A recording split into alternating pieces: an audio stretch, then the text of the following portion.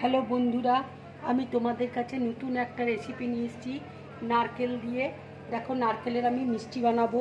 এখানে নারকেল কুড়িয়ে নিয়েছি, এখানে লিকুইড দুধ রয়েছে, এখানে গুঁড়ো দুধ আছে, এখানে চিনি আছে, এখানে ফুড কালার আছে, এখানে আমি এলাচ গুঁড়ো করে রেখেছি। এবার দেখো, দুধটা আমি কড়াইয়ে দিয়ে দিচ্ছি।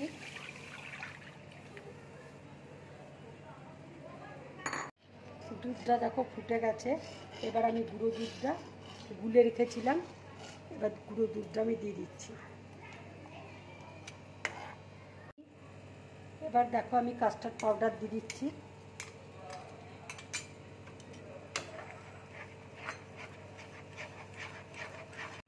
এবার দেখো, আমি নারকেল কোড়া দিয়ে দিচ্ছি।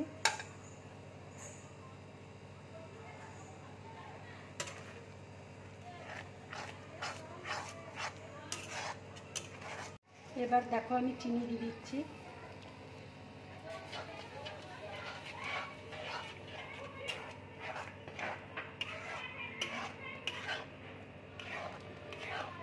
দেখো, নারকেলের মিষ্টিটা আমার রেডি হয়ে গেছে। এবার আমি কিছুটা বাটির মধ্যে রেখে দিচ্ছি।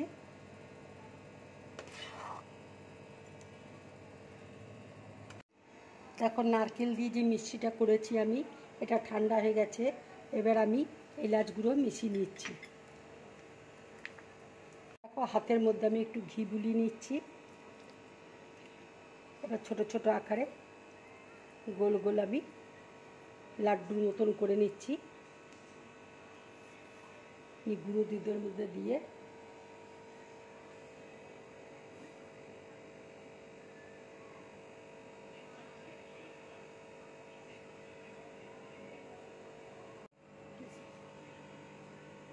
লাড্ডুগুলো আমি তৈরি করে নিচ্ছি। এইভাবে তোমরা লাড্ডু বানাবে নারকেল দিয়ে। বন্ধুরা, আমার সব কটা দেখো লাড্ডু হয়ে গেছে। এবার আমি উপরে কাজু আর কিশমিশ দিয়ে দিচ্ছি।